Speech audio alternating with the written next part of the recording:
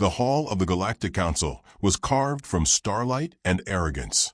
Planets glimmered beneath transparent floors.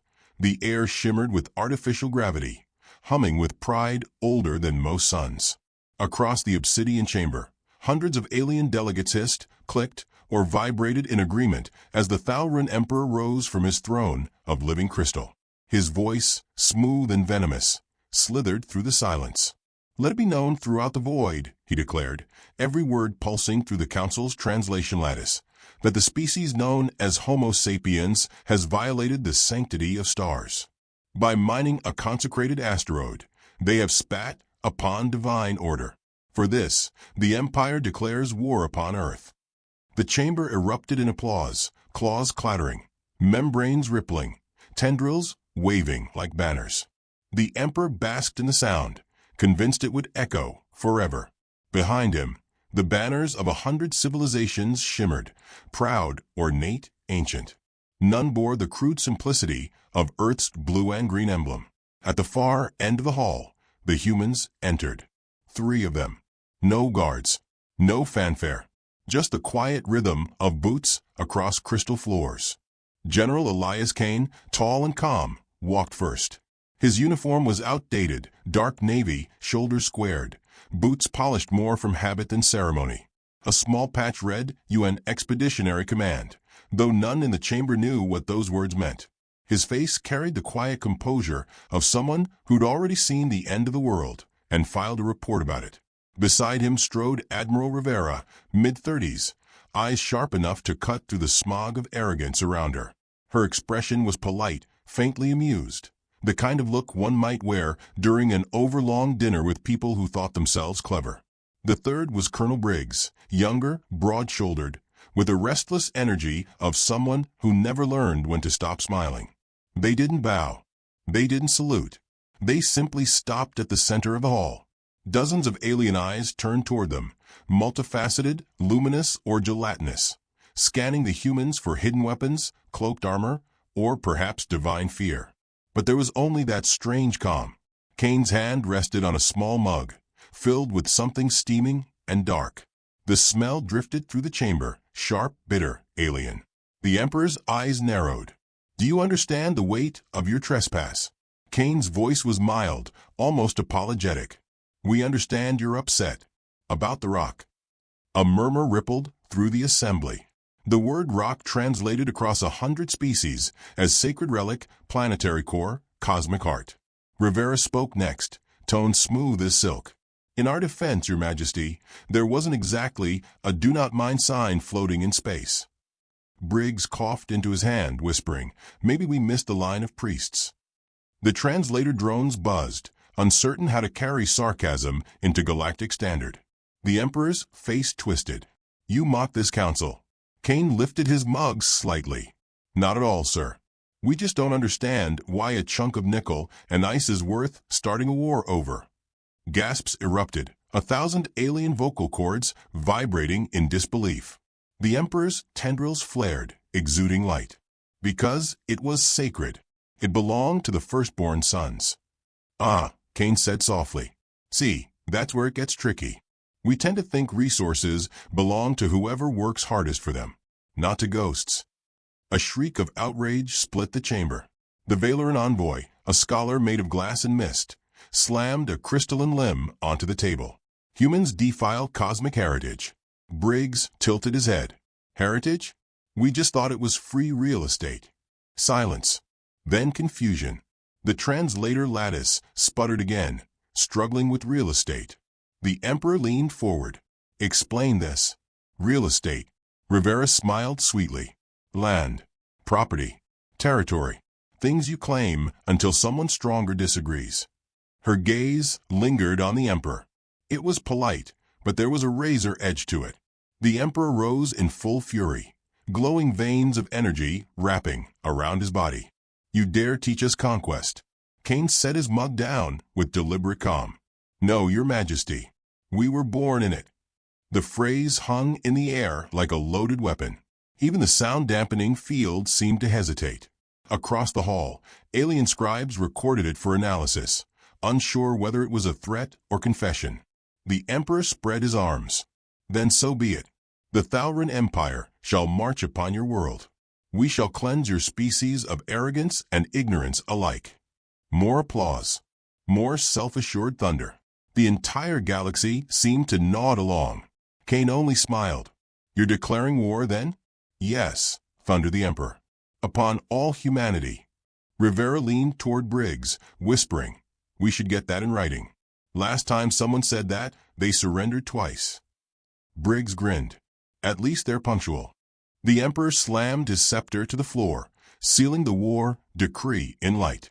By the authority of the stars, this council declares. A loud click echoed as Cain's mug tapped the table. You'll find we're not great losers, Majesty. The Emperor froze. Is that a threat? Cain's eyes met his. Calm, gray, unreadable. No, sir. Just history. The council erupted in shouts.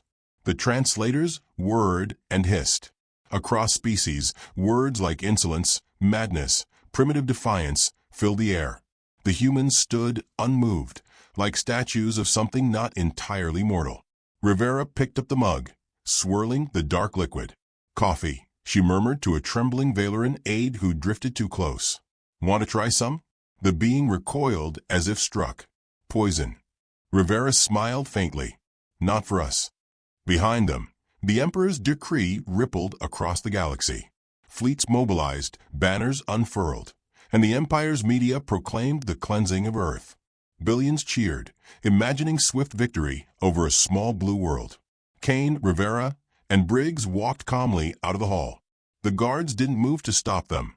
Even rage has its limits when it cannot read intent. As the heavy doors sealed behind them, Briggs exhaled. That went well. Rivera shot him a look. You almost called their sacred asteroid a traffic hazard. Wasn't wrong, he muttered. Cain's pace never slowed.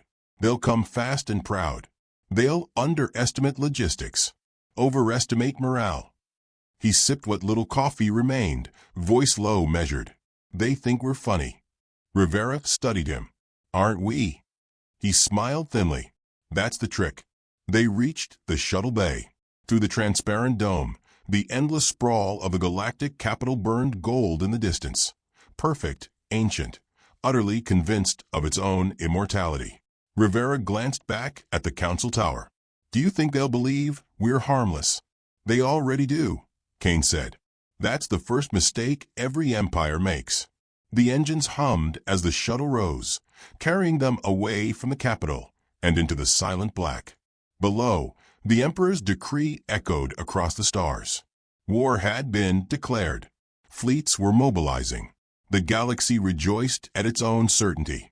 Cain looked out the viewport, watching the Empire's light fade into distant embers. They think laughter means fear, he murmured. Briggs leaned forward. So what do we do now, boss? Cain's lips curved, not in humor, but in memory. Now, he lifted the mug once more, its steam curling like ghostly smoke. Now we let them laugh too. The shuttle slipped into hyperspace, leaving behind a galaxy that hadn't yet realized it had just declared war on the wrong species. Weeks passed since the declaration, and the galaxy was humming with prophecy. From the frozen moons of Vetrax to the fire seas of Kaltor, every broadcast carried the same headline: Humanity's surrender imminent. The Empire's admirals paraded before cameras, boasting of an effortless campaign. To most of the galaxy, it already felt like history, a short, forgettable war against a primitive, comedic race. But somewhere between Mars and Jupiter, humanity was laughing. In a dim-lit command room buried beneath the lunar surface, General Cain sat at the end of a long steel table, a half-empty mug of coffee before him. The room thrummed with the muted pulse of screens and old machines, nothing elegant, nothing ornate, but everything human. Across from him, Admiral Rivera scanned a holographic map of the solar system, her tone laced with wry amusement. They're calling this operation benevolent cleansing, she said. Their propaganda shows doves flying over burning cities. Cain smirked. We do like irony. Colonel Briggs leaned back in his chair, tossing a stress ball up and down. They think we still communicate by smoke signals, right? Wait till they find out about our memes. Rivera didn't look up. We're the underdog in every story they've ever told. That's our camouflage. Camouflage. Briggs grinned. That's our religion. The three of them shared a laugh that didn't sound entirely sane. Outside, beyond the dome of the lunar base, Earth floated like a quiet promise, a small blue sphere wrapped in clouds and secrets. When the Empire's fleets finally jumped into the solar perimeter, they expected resistance, planetary shields, defense satellites, grand fortifications. Instead, they found silence. Earth's orbital space was almost empty, save for scattered relics, the rusted bones of old space stations and defunct satellites that still blinked with faint, outdated signals. At first, the alien admirals were delighted. They believed the humans had fled or surrendered. One commander of the Krixtau Legion even broadcast a victory speech before firing a single shot. He didn't notice that half his transmission was being echoed back at him, edited, remixed, and looped through every human channel as a catchy anthem titled Premature Celebration, Foot Galactic Idiots. The Empire didn't laugh. In the lunar base, Rivera watched the chaos unfold with quiet satisfaction. "They're intercepting our transmissions again," she said. "Apparently they think Netflix Command is our high council." Briggs snorted. "It kinda is." Kane folded his hands, gaze still fixed on the hologram. "Let them listen. Confusion is the first stage of fear." Reports began trickling in from alien scouts. Strange anomalies, missing patrols, laughter recorded over open comms. The Valeran scientists, who prided themselves on understanding the psyche of every known race, grew increasingly unnerved. They couldn't classify human behavior. They'd studied predation, warfare, diplomacy, but they'd never seen a species joke on the eve of annihilation. An intercepted human transmission became a topic of emergency debate in the council. Why are they talking about football leagues and pizza during wartime? The analysts argued for days. Theories ranged from insanity to religion to psychological warfare. One scholar concluded that pizza must be a code for orbital bombardment. Another insisted Super Bowl referred to a new class of weapon. On the moon, Rivera laughed so hard she nearly spilled her coffee. "They think pepperoni's a missile system." Kane only smiled. "Every word they misunderstand buys us time." Meanwhile, across the Milky Way, the first skirmishes began, small, quiet, and one-sided. An alien destroyer entered the asteroid belt and promptly vanished. A second ship found its wreckage drifting in pieces, every control console overwritten with the words "knock knock." The phrase began spreading like wildfire.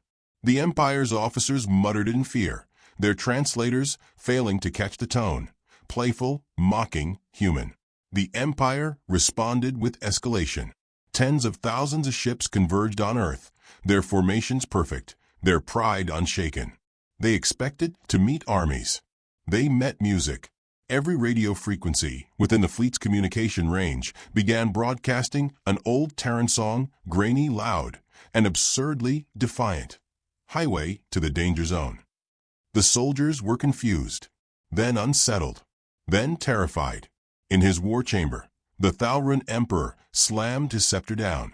"Shut it off." "Impossible, Majesty," an aide replied.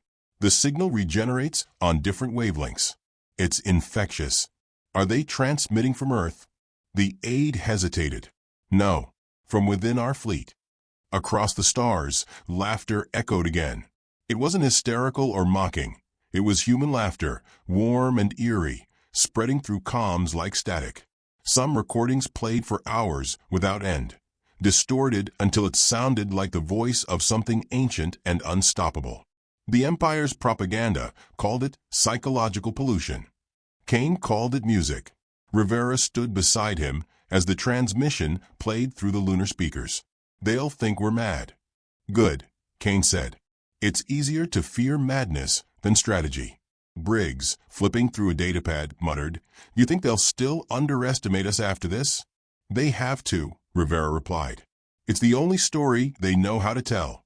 As if to punctuate her words, an alien broadcast flickered on screen, a smug Valeran host announcing that the primitive mammals had surrendered. Behind him, edited footage of humans smiling at cameras played in slow motion. "See that?" Briggs said. They even used our laugh clips. Rivera folded her arms. Let them. Every time they air us, they remind the galaxy that we're still smiling. Even while dying? Especially while dying. Kane rose, the light from the monitors casting silver across his face. They don't understand that our laughter isn't denial. It's memory. It's what we do when we've already decided to win. Silence followed, deep, electric silence. Outside, the moon trembled with distant bombardments as the Empire began firing test volleys into space, flexing muscle. Kane didn't flinch. Sir, Rivera said quietly, the first wave's entering low orbit. He nodded. Good. Then it's time. A series of codes blinked across his wrist display, a sequence of Earth coordinates, each marking an old satellite, long dismissed as debris. One by one, they activated. From the planet's shadow, ancient metal skeletons came to life. Forgotten relics from centuries of experimentation, repurposed into an invisible web of signal interference and decoys. The Empire's scanners went blind. Alien commanders screamed through distorted channels as their own ships began firing on each other, fooled by false radar echoes and holographic projections. On the moon, Briggs whooped. They're shooting at ghosts. Rivera allowed herself a smile. Ghosts are our specialty. Kane stood unmoving, listening to the chaos unravel in real time. They wanted a war, he said quietly. Let's give them a lesson in what war actually sounds like. Rivera tilted her head. And what's that, sir? Kane's eyes flicked toward the monitors, at the endless static, the crackle of laughter, the broken rhythm of alien panic. It sounds like us. A pulse of light filled the room, the first explosion visible from lunar orbit. The Empire had fired at Earth's decoy shield, thinking it victory. Kane watched it burn, his reflection framed by the fire. They think this is noise, he murmured. They don't know it's music. Rivera turned to him. And when the laughter stops, Kane's smile was almost tender. Then the real war begins. Outside, the stars flickered, and the echo of human laughter rolled across the void like thunder, carried on every frequency the Empire once claimed to own. The Empire's war drums finally reached the solar edge, rolling like thunder through the black. Hundreds of alien fleets, glimmering like constellations, stretched from horizon to horizon. An armada so vast it blotted out the stars. To the rest of the galaxy, it was a vision of divine punishment. To the humans watching from their hidden screens beneath the lunar surface, it looked like opportunity, wearing arrogance as armor. Contact in 2 minutes, Rivera said quietly. The blue light from the monitors made her face look carved from ice and patience. Kane didn't look up. He sat perfectly still, fingertips resting on the table, the faintest hum escaping his lips, an old Earth tune, something half-forgotten and defiant.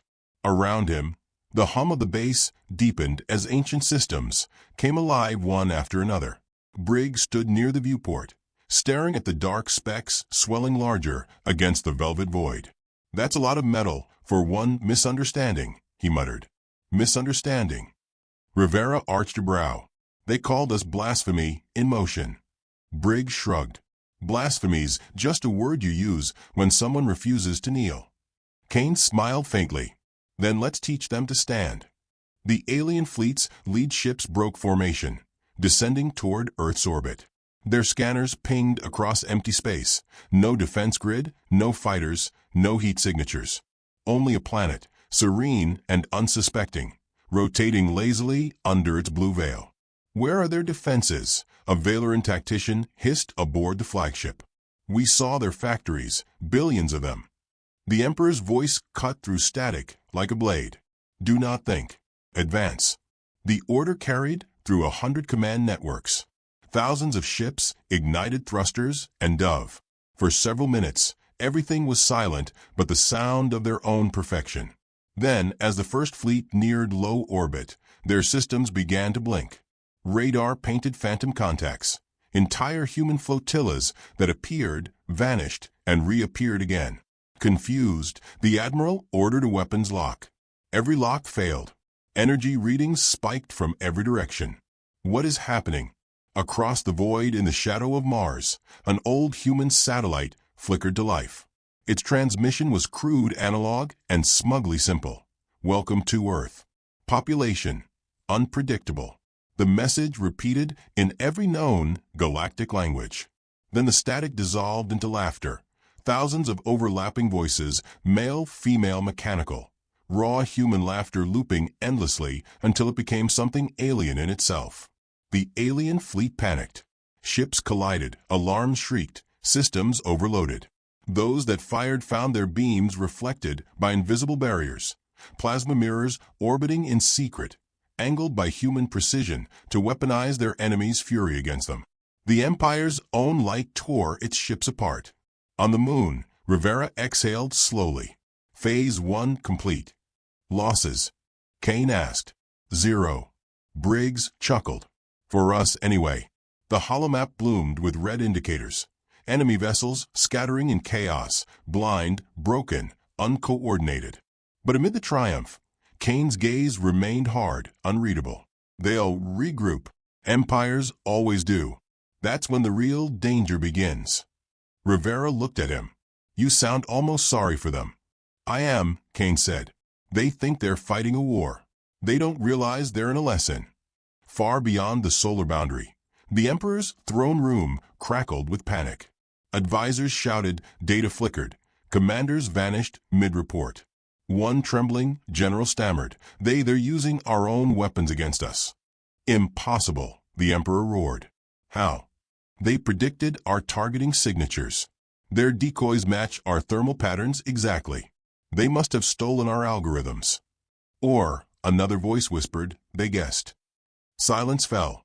No one dared suggest that humans could think like them. Yet the evidence burned across every screen. The Empire's proud formations shattered by improvisation and audacity. Back on the moon, Kane watched the live feed with quiet satisfaction. They'll call this luck, he said. Rivera nodded. They always do, until it happens twice. Briggs laughed under his breath. You think they'll try again? Oh, they'll try, Kane said softly. But they've already lost. They just don't know the shape of it yet. The next wave came within the hour.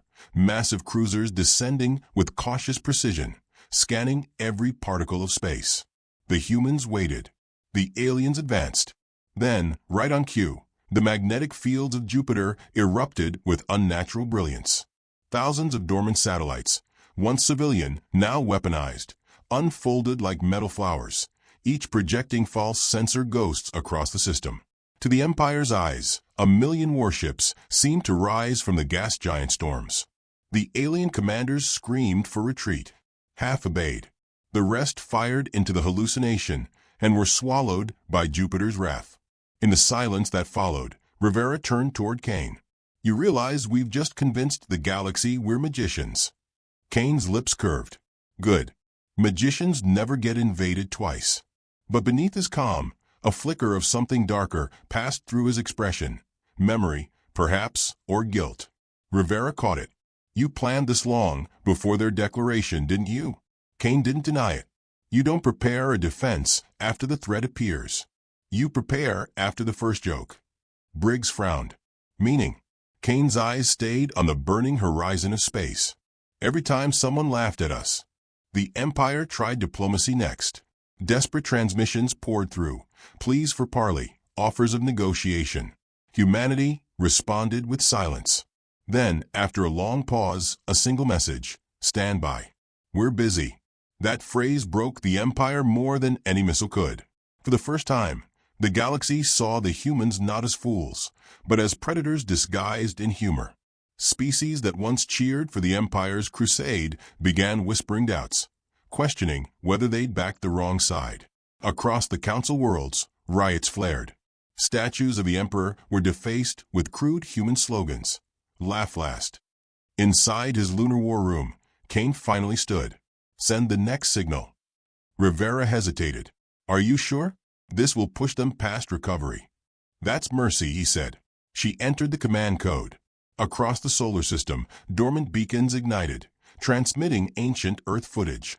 Humans rebuilding cities, burying their dead, sending rockets into the unknown with hope instead of hatred. No weapons, no threats, just persistence. The images reached every corner of the empire. The emperor watched in stunned silence as his advisors whispered, "They endure. That's their strength." He turned toward his war ministers. "Find their leader. Kill him." On the moon, alarms flared. Rivera looked up sharply. "They found us." Kane's smile didn't fade. "Right on schedule." Outside, the void shimmered as the Empire's last assault fleet arrived. Massive, scarred, furious. The lunar base trembled under the force of their bombardment. Systems flickered, dust fell from the ceiling, but the humans didn't run. Briggs glanced nervously at the general. "You have a plan, right?" "Of course," Kane said. "It's the same plan as always." "Which is?"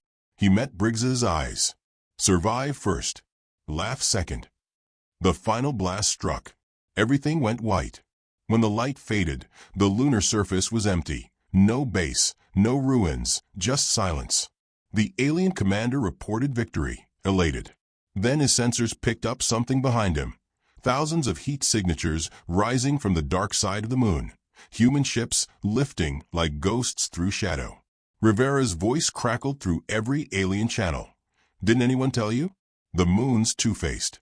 Before the alien fleet could react, the human flotilla unleashed a single synchronized strike. The Emperor's forces vanished in a bloom of white fire, their own reflected energy folding back upon them. Kane watched the aftermath from orbit, expression unreadable. "Phase 2 complete," he said. Rivera turned to him, voice hushed. "What now?" He didn't answer immediately. Outside, the galaxy's oldest empire was collapsing in on itself, eaten by the weight of its own certainty. Finally, Kane spoke almost gently. "Now," he said, "we see what breaks first, their pride, or their belief that we ever wanted peace." The Galactic Council convened in ruins. The once gleaming hall of starlight had gone dim. Its grand chandeliers of plasma now flickered like dying suns. Delegates huddled in silence beneath shattered banners, their voices trembling through static-laced comms. The war that was supposed to end swiftly had devoured half their fleets, their colonies, and their certainty. For the first time in recorded galactic history, the Empire had summoned its enemies, not to gloat, but to plead. At the center of the ruined chamber, the Thalrun Emperor sat slumped upon his throne, his crystalline crown cracked down the middle. His eyes, those proud twin suns, had dimmed to embers. Around him, the survivors of 1,000 species whispered in disbelief that humanity had not only survived, but had vanished from every sensor, every battlefield, as though erased by their own will. Yet now, at the Emperor's command, a final meeting had been called. The doors opened. 3 humans walked in, calm as gravity. General Elias, Kane led, his uniform singed at the sleeves but pressed, his expression faintly amused. Rivera followed, eyes sharp as razors. She carried the kind of stillness that made predators hesitate. Briggs brought up the rear, eating a protein bar, chewing noisily, earning looks of horror from diplomats who once dined on starlight and pride. The humans stopped at the center of the hall. For a moment, no one spoke. The silence was thick, coiled tight as wire. Then Kane broke it with a simple smile. "Morning, everyone," he said. "Apologies for being late. Pancakes took longer than expected." The Emperor's jaw tightened. "You mock this council again." Kane raised his hands mildly. "Not at all, Majesty. We were asked to attend, so we came. Although, if I'm honest, we weren't expecting so few of you." A ripple of discomfort passed through the aliens. Rivera's gaze swept the chamber, lingering on empty seats and vacant banners. "Looks like half your empire didn't RSVP." The Emperor's voice trembled between fury and exhaustion. "You burned them." Kane's tone was soft. "No, Majesty. They burned themselves, on the light they called their own." Briggs swallowed his bite. "You might say they flew too close to the human condition." Rivera shot him a sideways glance. "Stop helping." The Emperor slammed a clawed hand against his throne, sparks scattering. "Enough. You will answer for your crimes. For every ship you've destroyed. For every system you've turned to ash." Kane's eyes lifted to the broken ceiling, as if weighing the charge. "Crimes, you say? That's a tricky word. Depends who writes the laws, doesn't it? The emperor rose slowly, his form towering, trembling. You think yourselves righteous? No, Cain said quietly. We think ourselves human. The chamber seemed to draw breath. Rivera stepped forward, her voice cold and measured. You wanted to purify us. You thought killing us would bring order. But the thing you never understood was, chaos is our native tongue. The emperor hissed. You fight like devils. Rivera's lips curved faintly. That's what angels say before they fall. Briggs chuckled under his breath, the sound low and dark. You folks keep calling us names, devil, beast, plague. But have you noticed? The galaxy's still spinning. We're still here. Maybe survival's just another word for sin. The emperor's composure cracked. We offered you surrender. We offered mercy. Cain's voice sharpened, iron cutting silk. You offered chains, painted gold. You called them peace. For a moment, no one dared breathe. The emperor leaned forward, his voice trembling. Then what do you want, human? Revenge. Cain tilted his head, eyes narrowing slightly. Revenge? No. Revenge is personal. This was educational. He gestured subtly, and the holographic projection above the table shifted. The council watched in horror as a network of red lights bloomed across their galactic map. One by one, their communication relays, their shipyards, their planetary reactors flickered to red. Rivera spoke softly. That's every system that ever fired on us. Every colony that voted for war. You might call it symmetry.